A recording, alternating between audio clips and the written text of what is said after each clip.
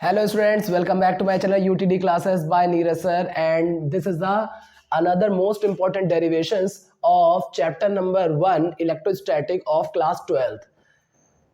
इससे पहले वीडियो में हमने अभी पढ़ा रखा है कि ऑन इट्स एक्सियल पोजीशन और उसका हमने फॉर्मूला निकाला था E = 1/4 pi epsilon not 2p/r का क्यूब। अब हमारे पास है इक्वेटोरियल पोजीशन। अब इक्वेटोरियल पोजीशन क्या होती है आइए समझते हैं। तो देखते हैं क्या होता है इक्वेटोरियल पोजीशन। हम एक डाइपोल ले लेंगे, यहाँ पे एक डाइपोल है, ये है माइनस का क्यू और ये है प्लस का क्यू, जैसा कि हमने लास्ट वीडियो में लिया था।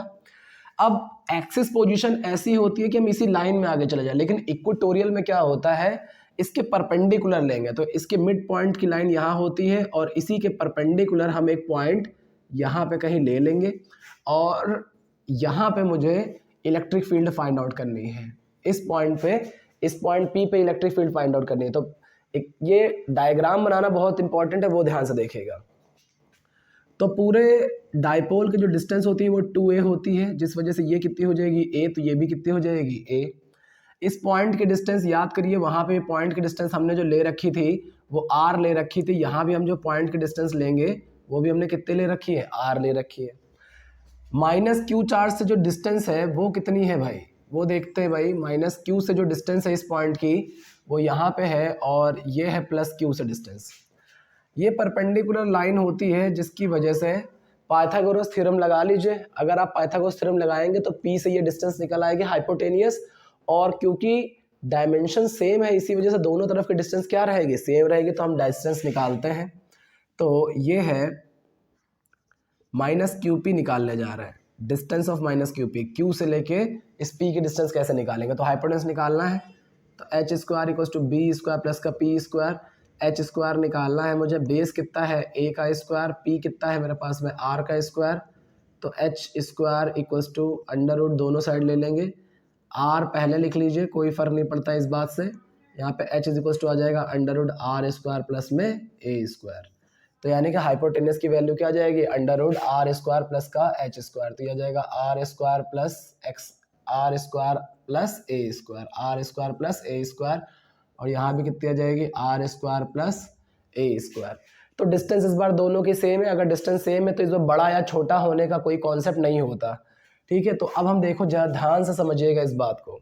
आप लोगों ने क्लास 11th में कई बार ये चीज़ समझ रखी है कि अगर किसी पॉइंट पर कोई चीज़ टेंजेंशियल चलती है, टेंजेंशियल मतलब तिरछा चलती है, तो उसके दो कंपोनेंट काम करते हैं, एक एक्स एक्सिस में और एक वाई एक्सिस में। अब यहाँ पे देखिए ये प्लस का क्यू चार्ज है, प्लस क्यू चार्ज से जो इलेक्ट्रिक फील्ड पॉइंट पी पे लग रही होगी वो भी टेंजेंशियल है इस तरफ की ओर। क्योंकि ये पॉजिटिव चार्ज है तो इलेक्ट्रिक फील्ड बाहर की ओर होगी, इसका नाम मैंने ले लिया E1। और ये E1 क्योंकि तिरछा है तो इसके दो कंपोनेंट होंगे। एक कंपोनेंट होगा यहाँ पे E1 cos थीटा और एक कंपोनेंट होगा इस जगह पे E1 sin थीटा, ठीक है। थीटा कहाँ है, यही थीटा यहाँ भी होता है, ये थीटा यहाँ रहता है तो यही वाला थीटा यहाँ भी बन जाता है। तो आप किसी भी एक जगह से थीटा ले सकते हैं, यहाँ पे भी हो सकता है। अब देखते हैं माइनस क्यू चार्ज से क्या होता है। माइनस क्यू चार्ज से डायग्राम को बहुत ध्यान से देखिएगा, सिर्फ डेरिवेशन के पीछे नहीं, डेरिवेशन से पहले डायग्राम जरूरी है, वरना आप डेरिवेशन सीख भी गए, याद भी कर लिया, तो एग्जामिनेशन में आप जो है डायग्राम ही नहीं बना पाएंगे और एग्जामिनर को समझ में आ जाएगा कि आपको डायग्राम पता नहीं है, आप डेरिवेशन लर्न करके आए, तो वो इसका एक नेगेटिव इम्पैक्ट पड़ेगा, नंबर भी कट सकते हैं आपके। तो माइनस की चार्ज की जो इलेक्ट्रिक फील्ड होती है वो अंदर की ओर होती है, तो ये E2 कहाँ चला जाएगा, अंदर की ओर आ जाएगा E2।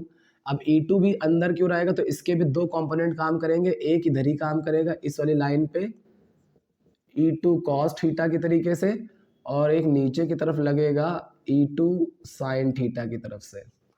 अब जरा देखो यहाँ पे, क्योंकि E1 sin theta and E2 sin theta ये दोनों अपोजिट डायरेक्शन में है, एक ऊपर जा रहा है एक नीचे जा रहा है, इसी वजह से ये दोनों एक दूसरे को अवॉइड कर देंगे और ये हमारे किसी भी काम में पूरी इक्वेशन में नहीं आएंगे। यानी कि साइन थीटा क्या है, अवॉइडेबल है। सिर्फ कॉस थीटा वाले कंपोनेंट्स को देखिए, E1 cos थीटा और E2 cos थीटा दोनों इसी तरफ आ रहे हैं, इसका मतलब ये दोनों सेम तरीके से सेम इलेक्ट्रिक फील्ड जनरेट करेंगे, तो ये क्या हो जाएंगे, ऐड हो जाएंगे। अब देखते हैं ध्यान से हम लोग कैसे करेंगे। सबसे पहले हम यहीं पे लिखेंगे late E1 is a electric field. E1 is a electrical field by plus Q charge. Plus Q charge से E1 की इलेक्ट्रिक फील्ड आएगी तो फॉर्मूला होता है E इज इक्वल टू 1/4 पाई के Q अपॉन R का स्क्वायर. ये रहा मेरा फॉर्मूला. इस फॉर्मूले में वैल्यू पुटअप कर दीजिए तो E की जगह हो जाएगा E1 1/4 पाई एप्सिलॉन नॉट के. Q की जगह पे Q ही रहेगा और R कितनी डिस्टेंस है √r² प्लस a स्क्वायर. इस पूरे का क्या हो गया होल स्क्वायर. अगर होल स्क्वायर हो जाएगा तो स्क्वायर गायब हो जाएगा तो ये आ जाएगा 1/4 पाई एप्सिलॉन नॉट के Q सिर्फ r² plus a square. Root का स्क्वायर करने पे रूट गायब हो जाता है. तो ये हो गया मेरे पास E1 की वैल्यू हो गई है. लेट इसी तरीके से E2 की बात करते हैं. E2 is a electrical field bye minus Q charge.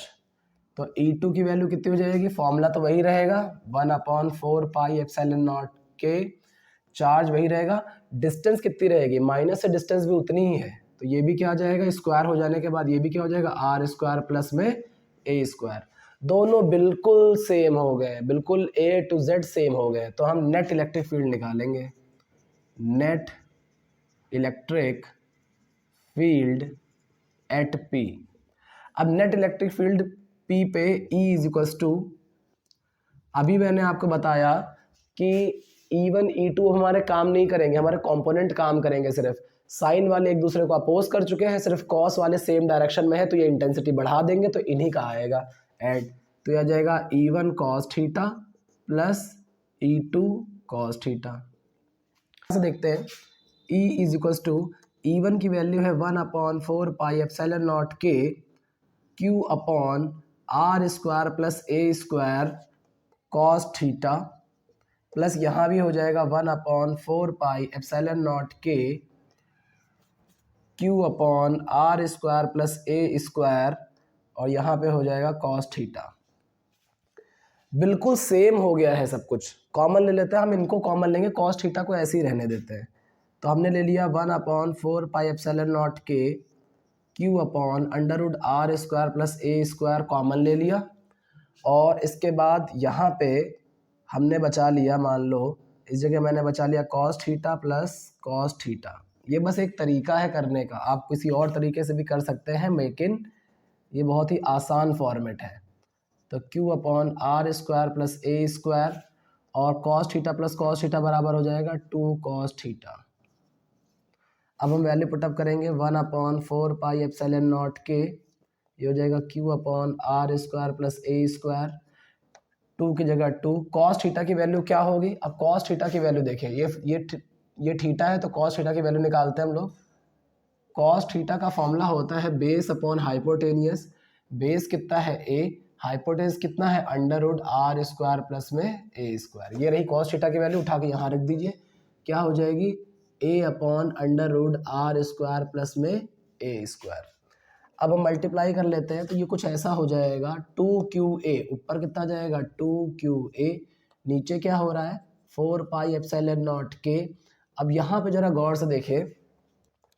ये है r² plus a square multiply हो रहा है r² प्लस a स्क्वायर की पावर 1/2 से. आपको पता है ना रूट की जो पावर होती है वो 1/2 होती है. तो r² plus a square into r² plus a square की पावर 1/2. सेम बेस पे पावर ऐड हो जाती है. इसकी पावर कितनी है 1. 1 में हाफ जुड़ेगा तो कितना हो जाएगा 3/2 यानी कि 1.5 हो जाएगा. तो 1.5 को हम लोग क्या लिखते हैं 3/2. तो इन दोनों को यहाँ पे मल्टीप्लाई करके क्या आ जाएगा r² प्लस a स्क्वायर इस पूरे की पावर 3/2. यहाँ तक हम आ गए हैं. अब हम इसको सही से अरेंज करेंगे तो कैसे अरेंज होगा तो ये देखिए ध्यान से. ये कुछ इस तरह से हो जाएगा.